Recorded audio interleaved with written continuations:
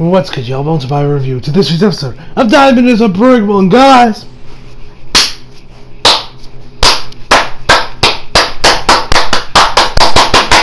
this episode was fucking great. This is like my favorite JoJo episode of all time now. Like, this, oh my god, Diamond is Unbreakable is literally the funniest, it's like the greatest comedy since Fight Club. Oh my god, was this episode okay, maybe not my favorite episode, but this is without a doubt my top 5, or maybe even top 3 favorite JoJo episodes of all time. This was so fucking funny. Oh my god, was I dying. If you guys follow me on my socials, you guys know I posted a video around the ending of being like, did you see? Like the chef and everything. Oh my god, was I laughing so hysterically, I almost died. Oh my god, this Diamond is Unbreakable. Rocky, you are a genius, my friend. You are a fucking genius. Oh my god. Literally, I've never laughed so hard watching an anime. Oh man. Oh man, it's just like Fight Club. Anyway, enough jibber jabber. Let us begin with this week's episode of JoJo. So starting this episode off, we got Josuke and we got Okuyasu. They're probably just walking, probably coming back from school. He says, hey man, Okuyasu says, hey man, after we're done visiting my brother's graves, you mind if we, grab something? He's like, I'm not hungry, but I won't stop you. And then it's this like, whoa, an Italian restaurant that's just up the road. And I love Josuke's like, isn't that where the cemetery is? Not really a great place to put a restaurant. Alright, because if we've learned anything from Poltergeist, it is do not build things on top of cemeteries. Do not build nothing on top of it. Do not build nothing near it. Do not get anywhere near cemeteries. But they go to the restaurant. Okuyasu was pretty cool. Koichi was not in this episode. He was completely absent. I mean, I'm not complaining, but it was weird when I was watching this episode. I was like, there is no mention of Koichi anywhere here. Anyway, so they get inside the restaurant, but actually, just in case you notice the menu is like, what the hell is does customer depended me or diner depended me? It was one of those two, which we soon found.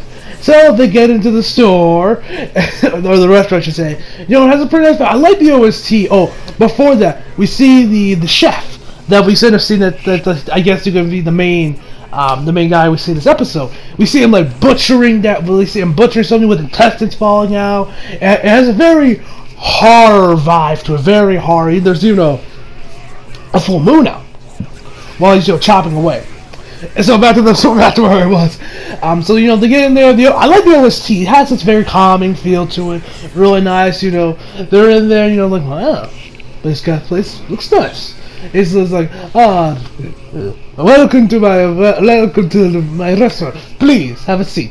Yes, I'm going to talk with an Italian accent while I talk about, because fucking Vince did such an amazing job with it. I don't know how it sounded in the sub.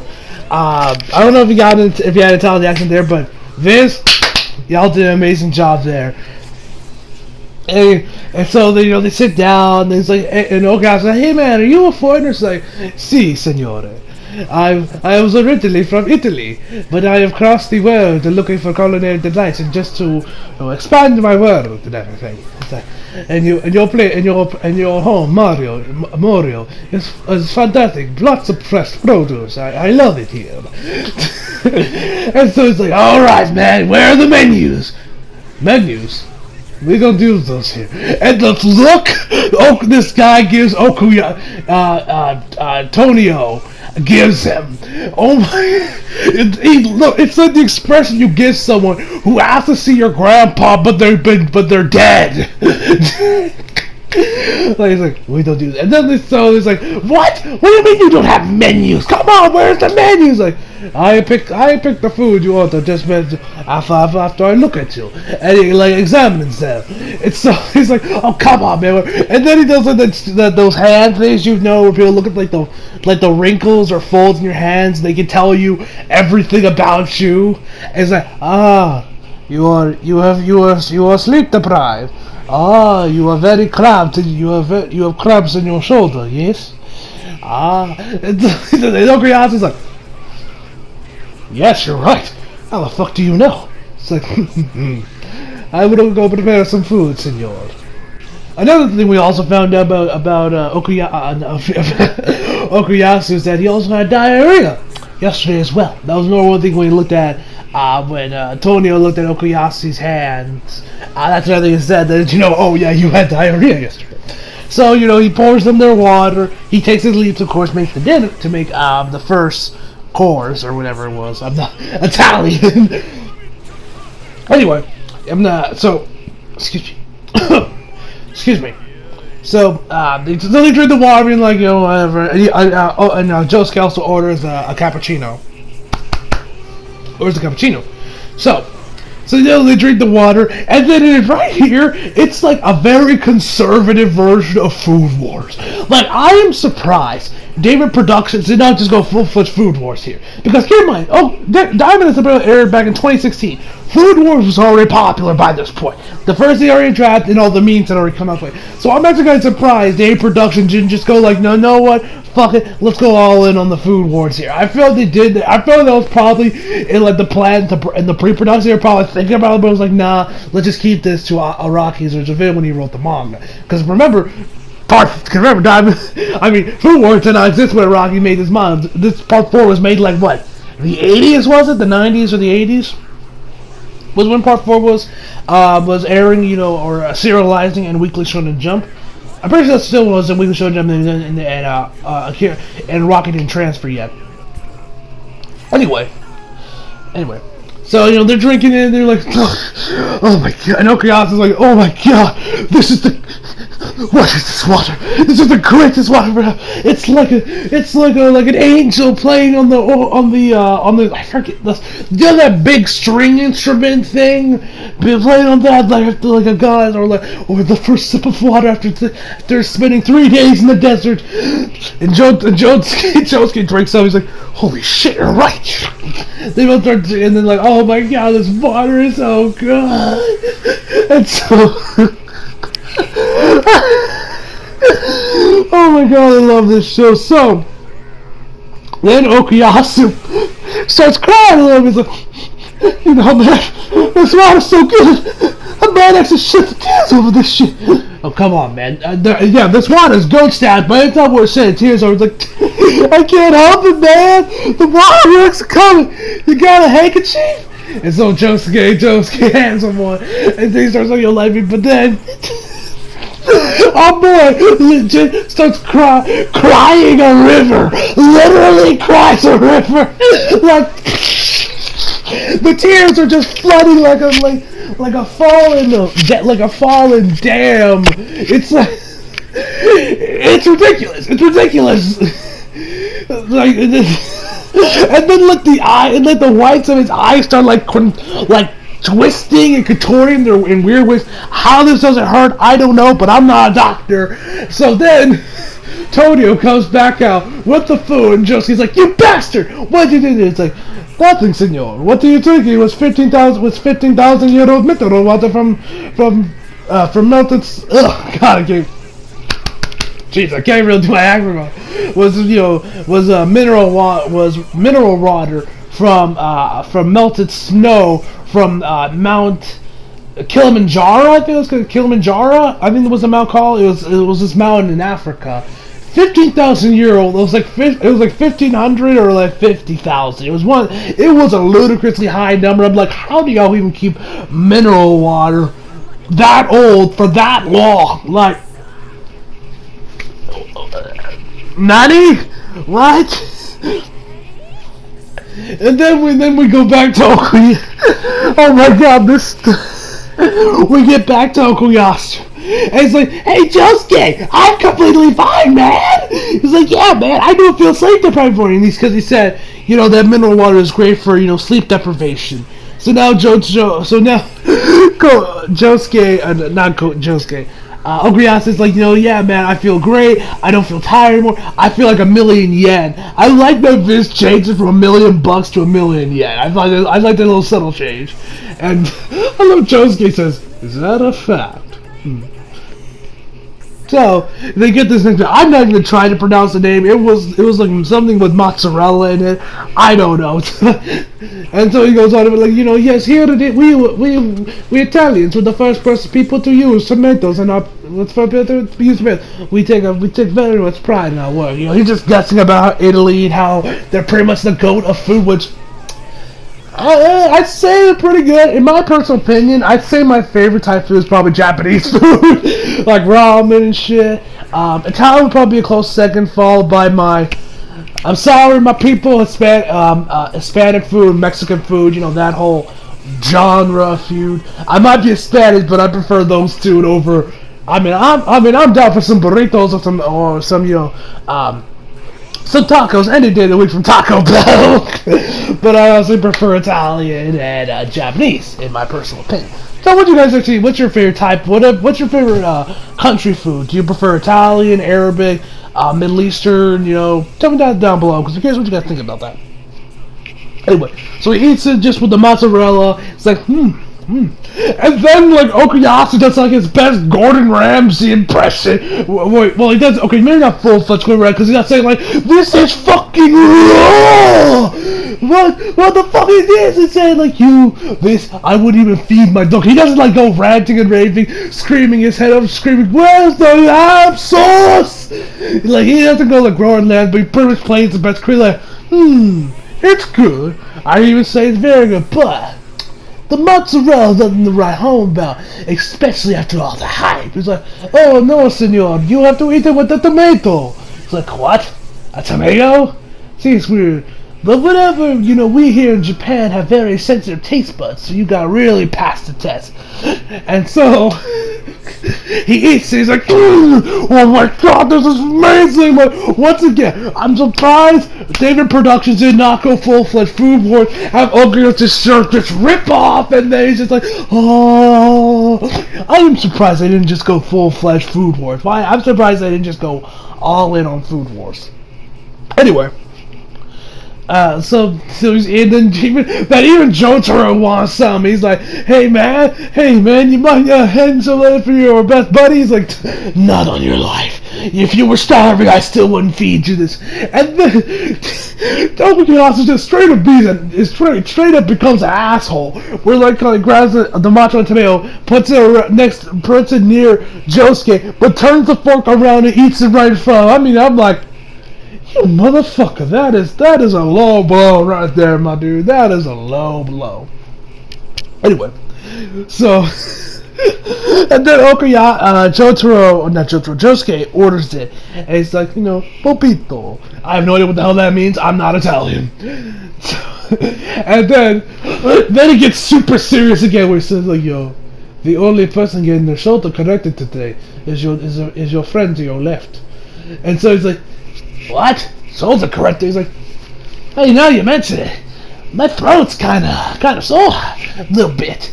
I'm gotta get itchy in the collar area. I'm sweating for some reason, and I'm really fucking itchy. And then, with the most serious, deadpan expression, like he's about to kill you when he says, sir, may I humbly suggest you remove your jacket. And he's like, so then he removes his jacket and starts scratching at his shoulder. And it's all dead skin. He's just scratching to a point where the dead skin becomes a softball, and there's this huge gap in his shoulder. I am not kidding. How the hell? Like, even Josuke says, like, hey man, you're hitting your bones now. We don't see it. We don't even see any blood, which is weird. But you would like literally see the softball of dead skin in Josuke's hands. It's like he's just scratching. Josuke once again goes on the offensive, saying like, "Yo, what did you do to him, you bastard?" Yada yada yada yada yada. And then you're back to Okuyasu. He's like, hey man, I feel amazing. My shoulder feels great. Like as if it was never sore good. He just starts moving his shoulder. For some reason, like his skin, like, you know, his whole arm is repaired. His whole shoulder is repaired. Like, you know, there isn't this huge gap in it. Like, this episode was just so fun. But this is when Josuke is really starting to get, a little suspicious of Tonio, whether or not he's a stand user, or more specifically, an enemy stand user. So, oh my god, I love this show. So, you know, it's after the dude leaves to prepare the next meal. Okuyasu talks to him. He's like, hey man, don't you find this a little shady? I mean, the water that you scratched off a softball sized pile of dead skin after you cried a freaking river, cry me a river. I'm sorry, I had to use Justin Timberlake sing somewhere in here. Anyway, he's like, yeah, man, but I shed out dead skin, more dead skin, in like this other place when I got my backs fixed. So this is normal. Which, okay, can someone please mind, is any of the food here actually, can this actually help? Let's say if I went out there and if I say I was sleep deprived, I had maybe like 2 hours of sleep, and if I went to Kilimanjaro or got some of that 50,000-year-old mineral water, would I cry a river? Somebody tell me in the comments below and tell me if I say I had a stiff shoulder, if I ate that like pasta, that little like mozzarella meat, would I suddenly like scratch off more skin than a fucking crack addict?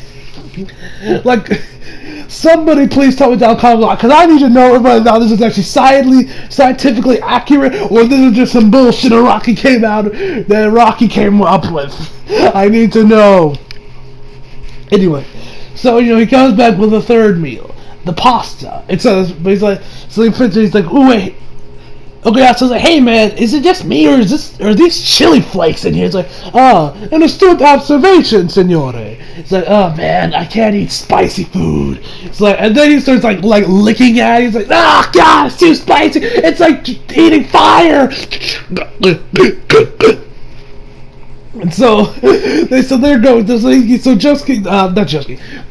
Okuyasu keeps like keeps taking licks out of it, even though it's spicy as hell. He's still going for more licks, even though. And then it's like, ah, Christ, it's so hot. And the look Josuke gives Tonio, and the look Tonio gives him, oh my god, for the base look. Josuke tells like, so just don't eat it. And the looks these two give each other. Greatness. But then, and then so he leaves, he's like, do not force yourself, signore. Yeah, you do not want to eat it, do not eat it. But when I make my spicy food, I make sure I make it with even the people with the lowest amount of tolerance. So then he takes his leave to make the next meal, or then he's like, so he keeps going at it, looking, but then he's like, I know, I should just give up, but for some reason I can't stop eating it, and just shoves it in his mouth, and oh my god, the art and animation, oh my god, the facial expressions of Okuyasu had me dying, like the one where he's like, like he has something around the spoon and he's just slurping it up, but the spaghetti keeps going on and on and on. And like when the camera's like right in front of him, like it's like he's like the camera's right in front of him. That's how he's like with like his head back a little bit. It's oh, David Productions, y'all are too much with this comedy, y'all. I'm going to kill someone with this. And so he's like, and so then but then eventually they're all right, man. I need to know what the hell is in there. So he uses a shine diamond, punches the plate, then reverted back to his original form, where he found that yes, indeed, Tonio is indeed a stand user. Yes, he is a stand user. So, and he actually, Okuyasu, even Josuke even told, like, you know, about what's his name told about, you know, that stand users are drawn to each other. So then he goes in the kitchen and investigates where he is. He sees that the next meal is already prepared. But he also sees that Okuyasu now has a stomach ache now. So he goes in the backstage, you know, we see this dog get fed something, but then we see